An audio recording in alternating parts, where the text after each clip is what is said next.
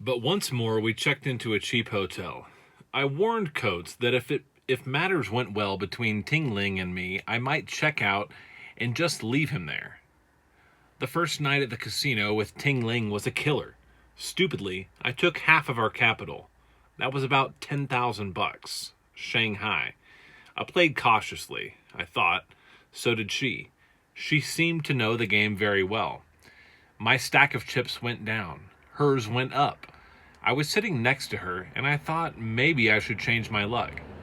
Beautiful though she was, pound though she could make my blood, I had better move. Without making it too obvious, I made a change. I went to another table. There I made a big splurge. In no time, I was ahead of where I started. I now held about 13,000 Shanghai. I sauntered back to Ting Ling's side. The piles in front of her had gone down.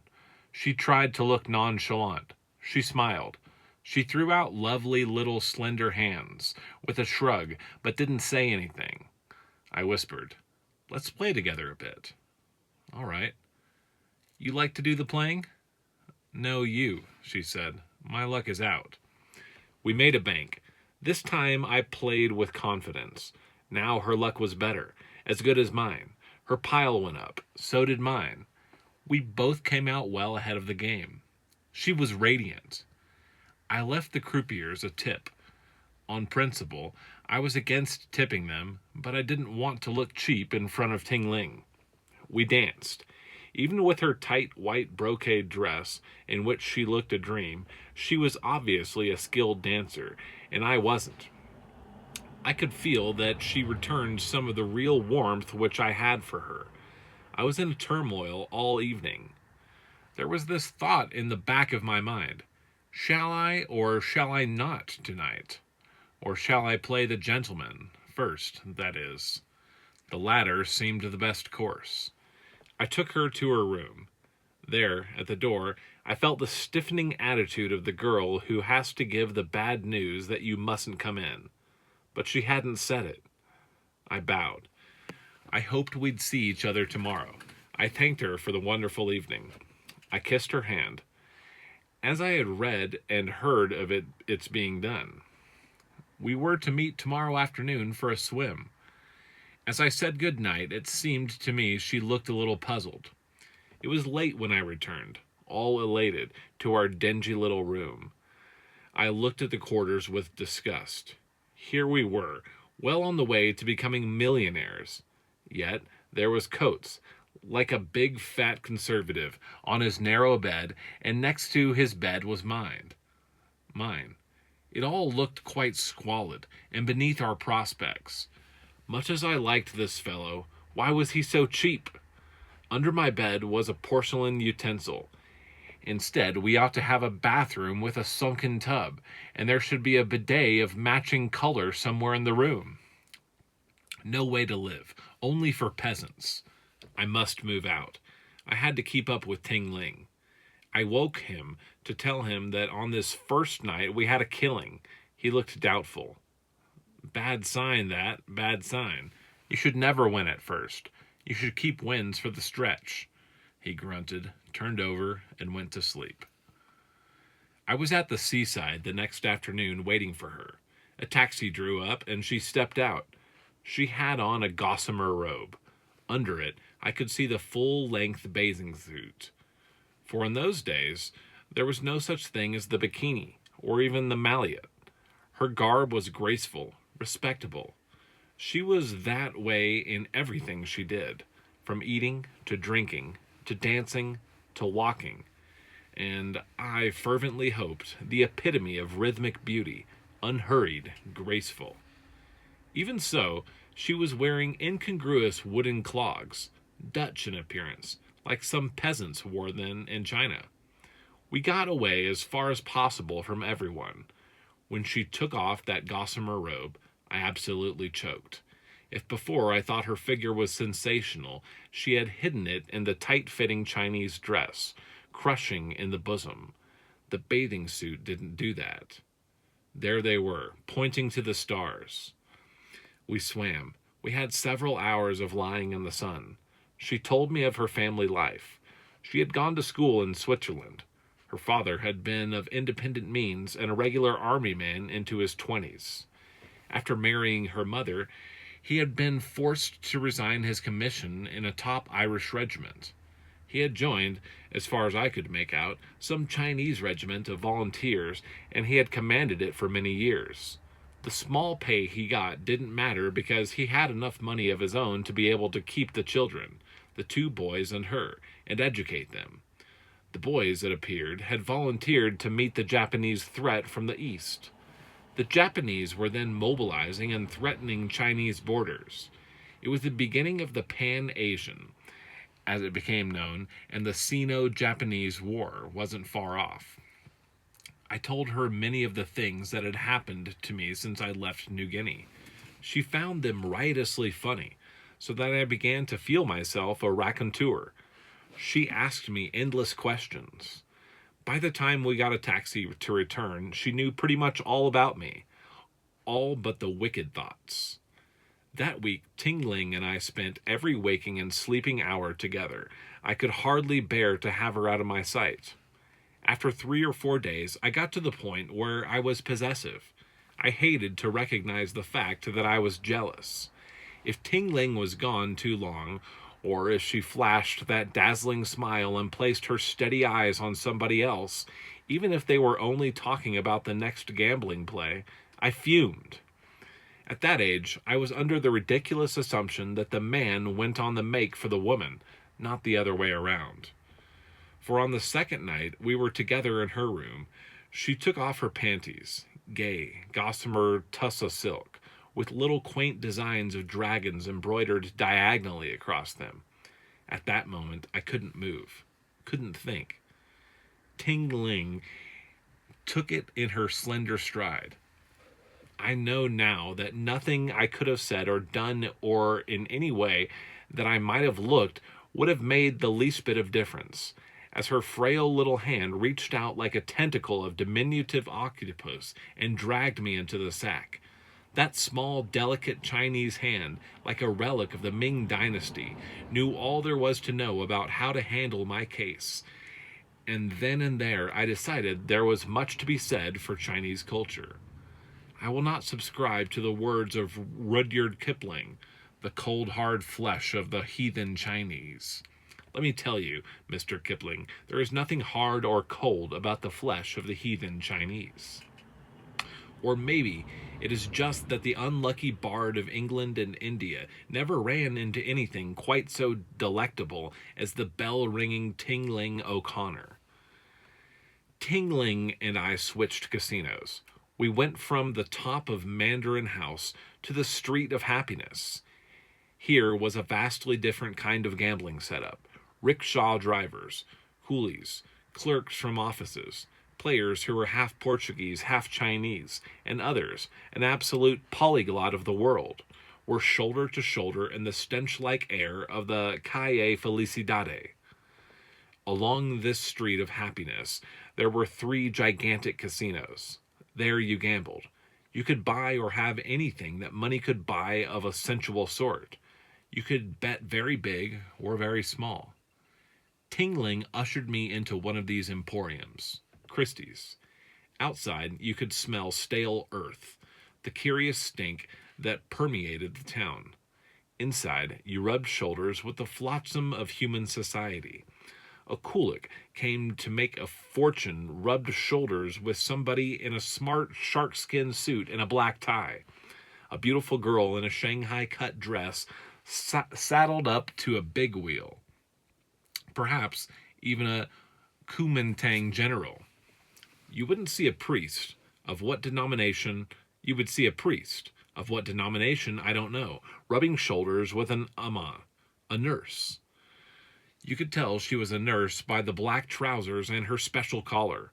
Besides these, pimps, whores, and from each and all, odors of sweat, odors of perfume. Overhead, big fans revolved, and you wondered if they would drop and decapitate the people. Everywhere, handicappers, the chance takers, looking for the big money quick. At my side walked this dove of a Eurasian beauty, confidently guiding me to the Fantan balcony. She and I were in an upper tier where the wager is placed in a basket and lowered down on a pulley. It was accepted below. A note for your bet was put into the basket, and the game started. Fantan is played with a pile of mother of pearl counters or buttons, so that it is impossible to guess the amount or how many there are. You gamble with each throw of these tokens. You can double your gamble. You can play from 5 cents to $500 or more. A very fair game. It was mostly luck, not much skill. I was doing well. Tingling was holding her own. Near us stood a tall, distinguished-looking man, well-dressed, but a bit bedraggled or harried. He had the face of a European aristocrat, with grayish-brown hair and a pleasant whitish mustache, a bit yellow on the bottom, either from smoking or soup. As the game went, he looked on with detachment. Tingling leaned over, said to me, "Look at him. Again, he is not lucky tonight. Stupid Englishman. He's been smoking too much, I suppose." "Smoking what?" "Opium." "How do you know?" She laughed gently like a whisper. "Haven't you seen behind his ears?" I looked and saw nothing. "Those marks. He's a two-elbow man." "What in God's name do you mean?" "Look at the things behind his ears. Those are the calluses. He smokes on both elbows because he has a callus behind each ear instead of one." This time I saw the dark patches. I asked, "What is that?" "You smoke opium with your head on a wooden pillow. If you smoke it a lot, you get dark brown callus behind your ears. He has it behind both ears. That means that he smokes on both elbows." She looked at me piercingly. "Would you like to smoke?" I was ruffled, but intrigued. "You never have?" "No." "If you like, I'll show you." Did I dare do this? Was I stepping into something I knew nothing of? Of course I was. But the advantage of it, the thought of a new experience, this I could never resist. I never had. That night we won at Fantan. After the game, we wound our way through the scent of incense. It appeared that this place was also given over to opium smoking for private clients. Tingling seemed to know a lot about it. I expected to be led into some kind of dungeon, for I'd heard the term opium den. On the contrary, we were guided by one of the operators to a semi-private room of reasonably ordinary appearance. I entered and was confronted with a dark blue haze and a curious odor. There were only 2 people there. Sure enough, they were on their elbows. The blue haze seemed to hang over them. I sat on a soft mat. Tingling sat beside me. A man entered the room with an orange hat that was cut in half and a lamp which was half copper, half jade. He scooped out the pulp interior of the orange and bored 4 little portholes into it. I watched Tingling while this operation was being done. Her eyes were wider as she looked at the little lamp. A tiny flame was put in the empty half-orange skin. The man also had what looked like a tin of English tobacco. In Chinese, Tingling had a long debate with him. I figured she was fixing the price. Quickly, a round wooden pillow was put near me. "Lie on your elbow," she panted. "Lie down. Relax." Tingling arranged the pillow with a little impatient gesture, and I was made more or less comfortable.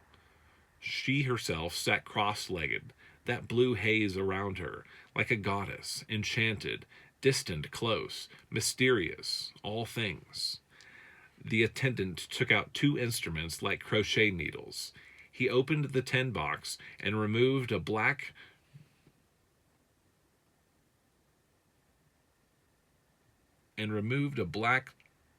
treacly substance. He opened the tin box and removed a black treacly substance, opium in the raw. Tingling looked down at it carefully, nodded brightly.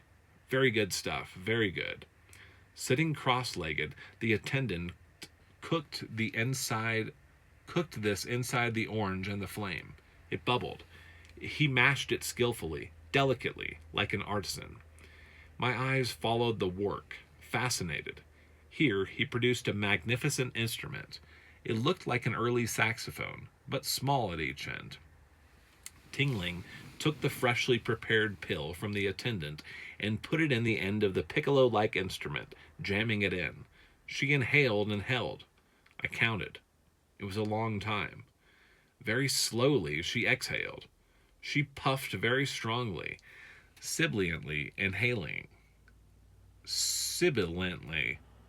She puffed very strongly, sibilantly inhaling.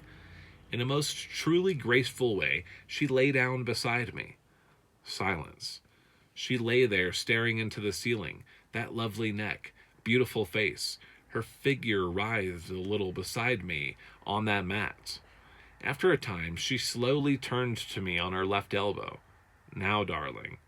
The first time she had ever called me that. Your turn. You see what I do? Surprisingly, she lapsed into a pidgin English. You do same, all same.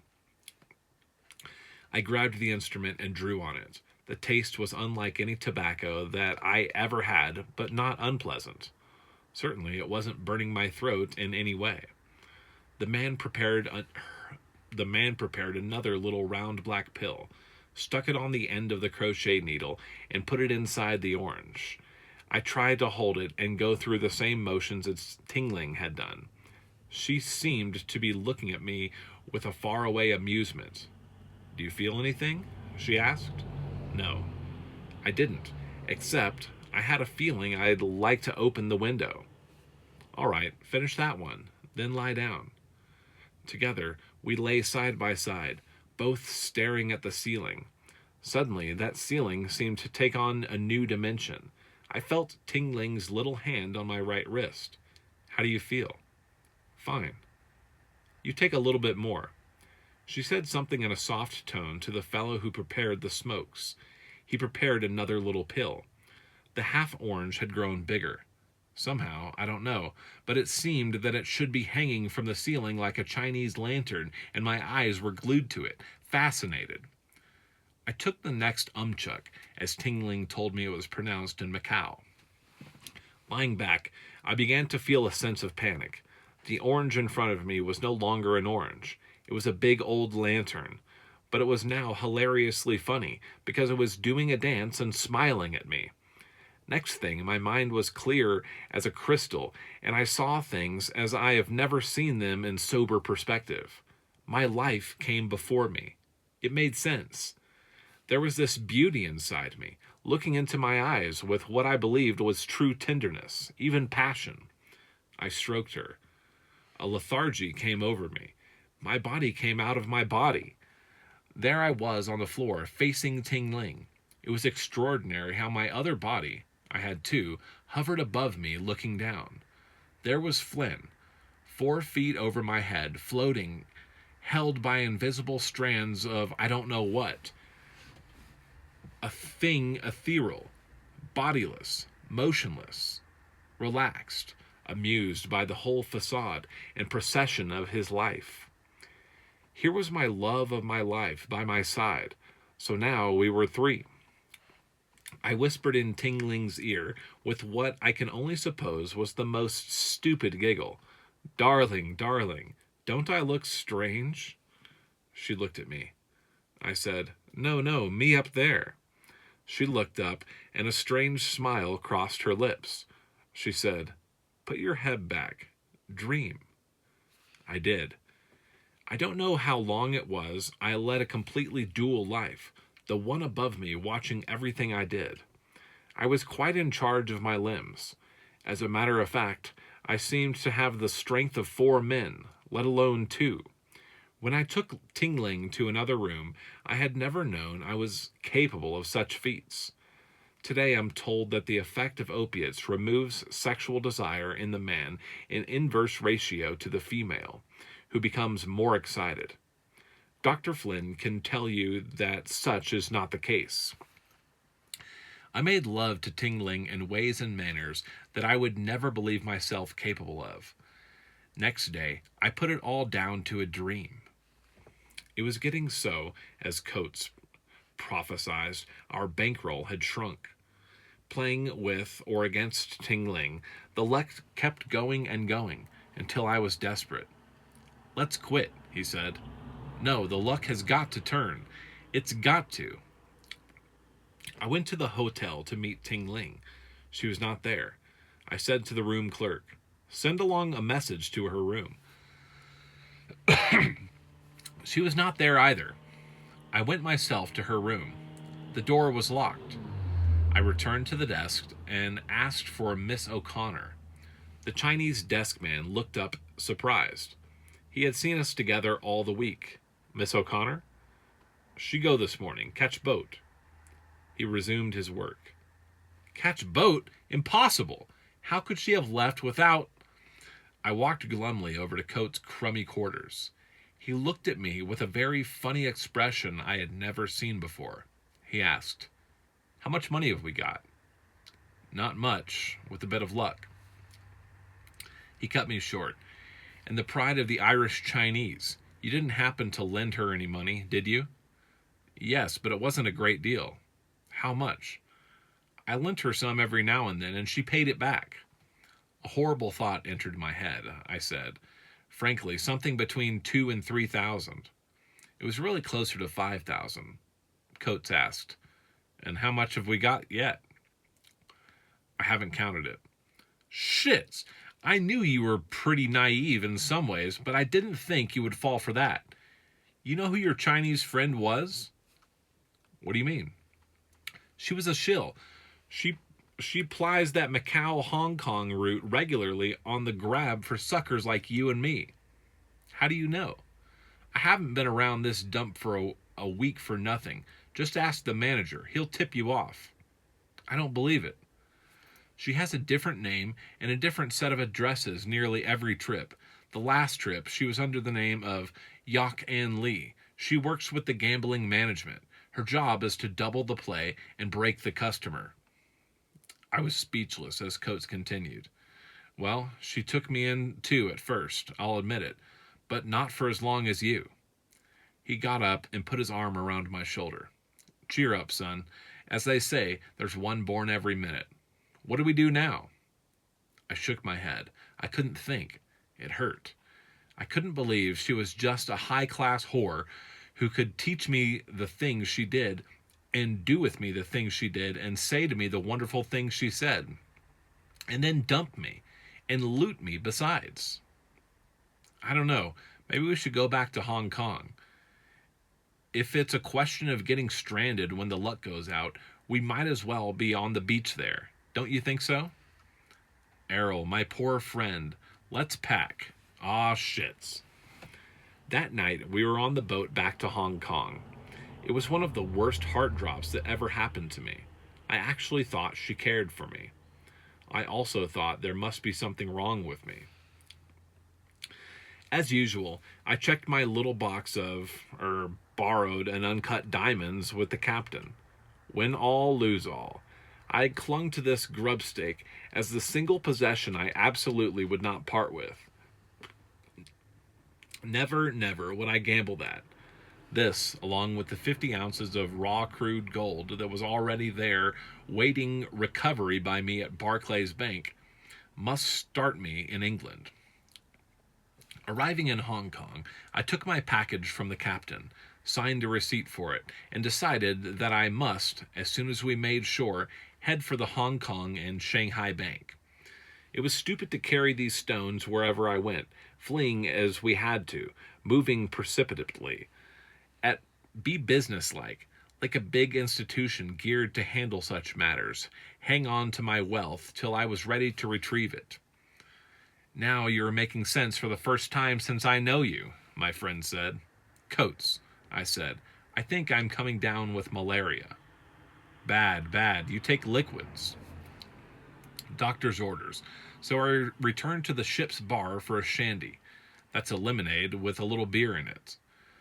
The most that I was taking at that time. Malaria makes you very thirsty. At the bar, I tried to forget my illness by conversation with a fellow Australian of great charm. He was so pleasant, so amicable, that I found myself putting a bit more beer than usual or necessary into the shandy. One or two other travelers gathered about.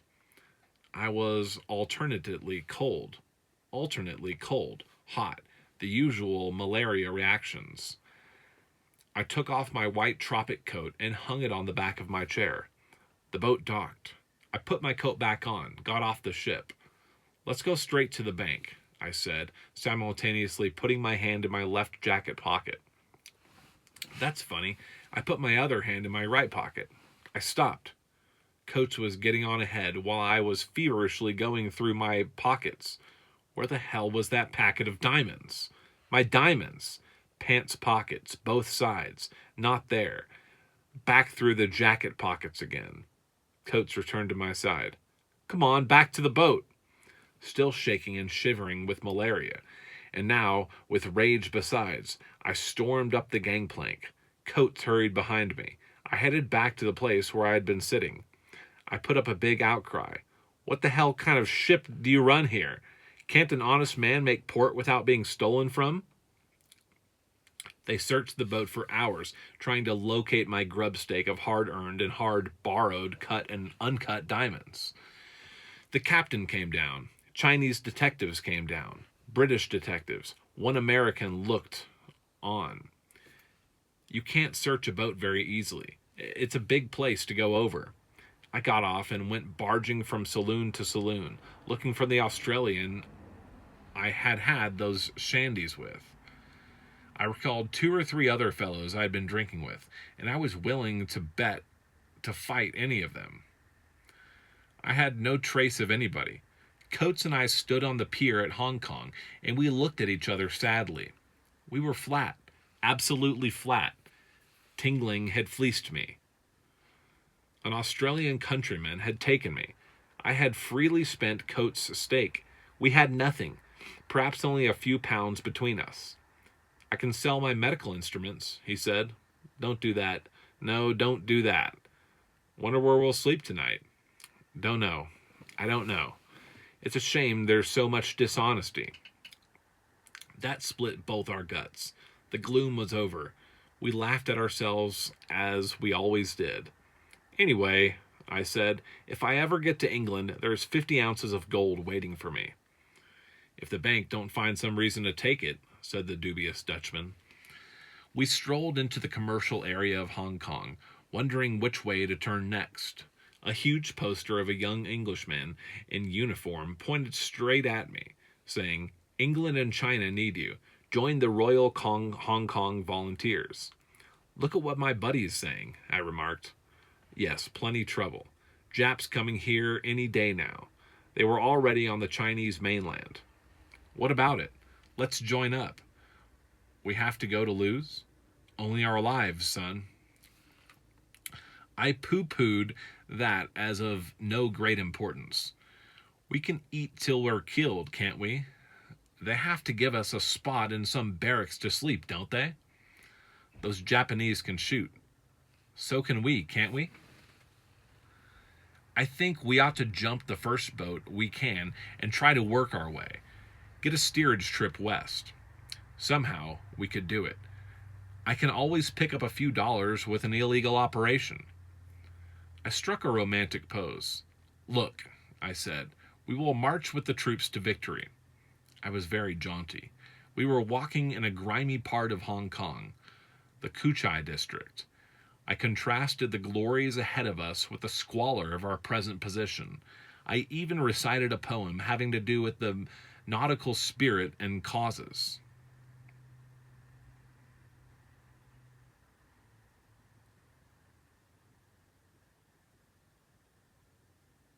He seemed to be considering it. I pressed the idea. They're not going to pay much, but let's join up. Dying of hunger or exposure is no better than going by bullet. He shrugged his shoulders, but he was listening. I made it vivid, romantic. Come on, sport. Let's go to Old Cathay. What do we have to lose? Nothing. What can we gain? Everything, old boy. Loot, rape, plunder, soldiers of fortune, sport. That's us. It seemed to stir him, especially the rape part of it, especially the loot. You can join up as a doctor. I can join up as... Out. No deal. If we go together. Why are you so stupid? You can get a good job as a doctor. I'll be holding you up. Rouse, Rouse, no deal. Together or nothing. I loved those spaces over the hill. I always have all my life. What's around the corner? I've got to go see. Coates had the same mentality. We had it up and down already. Like two idealists off a crusade, we headed for the recruiting station. We'd check the yellow peril from Japan and preserve it for the exclusive use of the Chinese. Actually, I still don't know the rights and wrongs of that imbroglio. In 1932, we knew that Hong Kong was in danger of being swallowed up. Everywhere, there was talk about the possibility of evacuation. How far would the Japanese go? Even so, none of this meant a thing to Coates or to me.